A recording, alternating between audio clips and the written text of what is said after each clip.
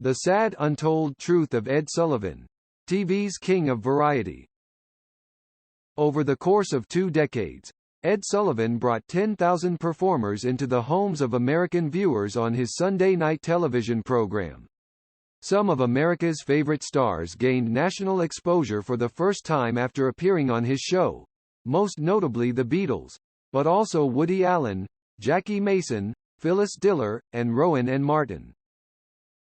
Ed Sullivan was a stone-faced, awkward man who brought more talent and sparkle to television than perhaps anyone else, reigning as TV's King of Variety for 23 years. He had a knack for picking the acts that America would enjoy. He could read an audience. If his test audience did not like the performer in question, the rest of the country would not see that performance on their televisions on Sunday night. He was born Edward Vincent Sullivan in an Irish and Jewish section of Harlem in New York City on September 28, 1902. His father, Peter Sullivan, was the son of an Irish immigrant, the oldest of 8 children, who never finished high school. He worked as a customs inspector. His mother, Elizabeth Smith Sullivan, was an amateur painter. Sullivan was a twin, but his brother, Danny, died before their first birthday. When Ed was 5, the family moved to Port Chester, New York. There, his childhood was filled with the music his parents loved, and a blend of ethnic culture that included gypsies and the Catholic Church. Growing up, he witnessed the disappearance of horses and carriages from the streets and their replacement by automobiles. This transformation would make our country seem smaller, much in the same way as Sullivan would later bring us a consensus culture. He attended St. Mary's High School in Port Chester where he worked on the school newspaper and earned letters in 4 varsity sports. Sullivan turned down a chance to attend college, even though an uncle had offered to pay his tuition, and chose to go into the newspaper business instead. The early years of his career saw him moving in rapid succession from job to job.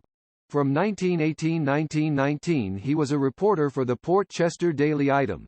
In 1919 he moved on to the Hartford Post. Then, in 1920, he went to the New York Evening Mail where he stayed until the paper ceased publication. In 1924 and 1925, he wrote for the New York World. During the next 2 years he wrote for the New York Morning Telegraph and the Philadelphia Ledger, following which he wrote for the World and Bulletin in New York. In 1927 to 1929, he served as sports editor at the New York Evening Graphic, the same paper at which Walter Winchell developed his celebrated gossip column. Sullivan coveted Winchell's influence and wanted to move in the same circles.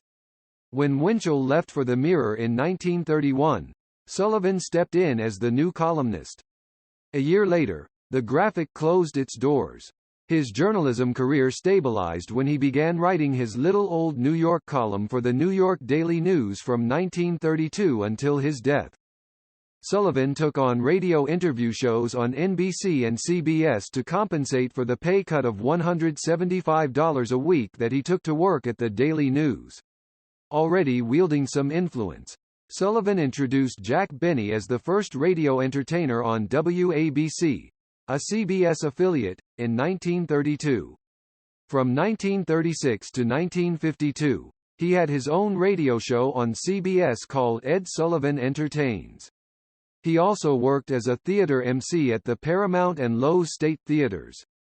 He also hosted dances and benefits like the 1947 Harvest Moon Ball, sponsored by the New York Daily News at Madison Square Garden.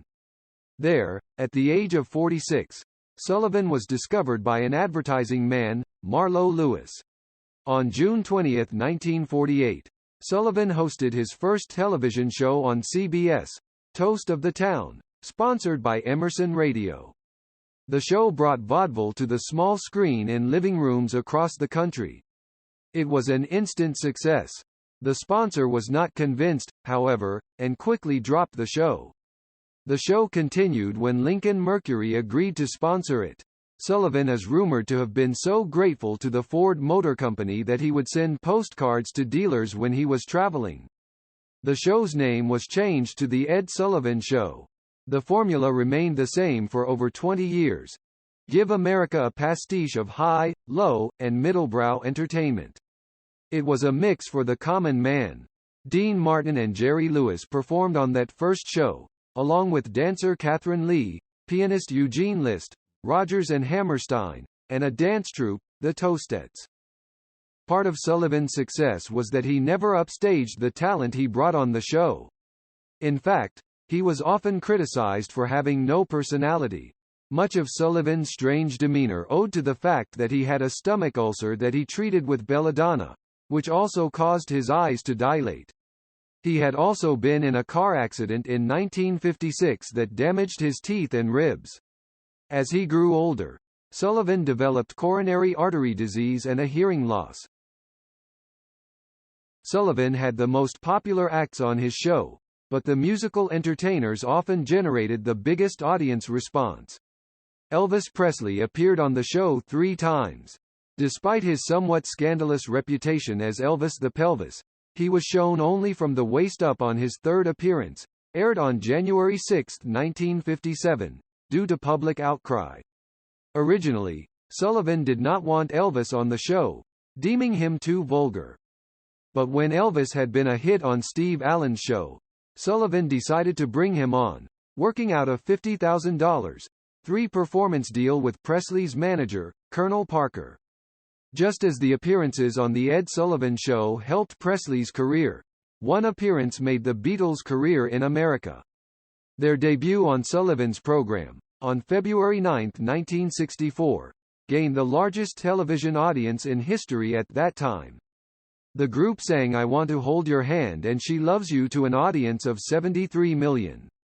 America had just succumbed to the first wave of the British invasion. Sullivan's private life was as unconventional as his public life. He married Sylvia Weinstein on April 28, 1930. They were always on the go and lived in a world of convenience and artifice. The two lived in a suite of rooms at Manhattan's Delmonico Hotel. She never cooked. They always ate at restaurants or clubs. The hotel maid did the cleaning. Their daughter Elizabeth, Betty, ate dinner with a paid companion at a restaurant until she was 12. Sullivan carried on some well-publicized feuds. First and perhaps most notably was his feud with Walter Winchell, but also with Steve Allen, Frank Sinatra, Jack Parr, Nat King Cole, and Arthur Godfrey. But he was generous to those he liked. For example, he paid for the funeral of dancer Bill Bojangles Robinson, who was completely destitute at the time of his death. Sullivan would use his name and influence for a good cause. Already the first king of all media, with his own newspaper column, radio and television shows, Sullivan was also the first to organize and produce shows to benefit wounded servicemen. He put on 46 shows for Army emergency relief during WW II. Sullivan was also an active supporter of racial equality. He refused to drop African American acts from the show when his sponsors suggested he try doing so to get a larger Southern audience. In 1951, he wrote an article posing the question, "Can TV crack America's color line?" for Ebony magazine. In the 1960s, he also added an African American dancer to his chorus line. She was the first in television history. Sullivan was a complex character, who, whether you loved or hated him, could not be dismissed. He was very much a man of his time, yet his contributions to popular culture continue to resonate, even after he lost a battle against cancer and died on October 13, 1974 in New York City. Sullivan left his legacy on America's popular culture. Tom Smothers, of the Smothers Brothers comedy duo, said it well, "Ed Sullivan was almost like a non-host. He didn't have all the slick moves and stuff. But what he gave you was entertainment in its purest form. No ulterior motives, no hidden agenda. Just unadulterated presentations from the best performing artists of the time." Rest in peace Ed Sullivan. Goodbye legend.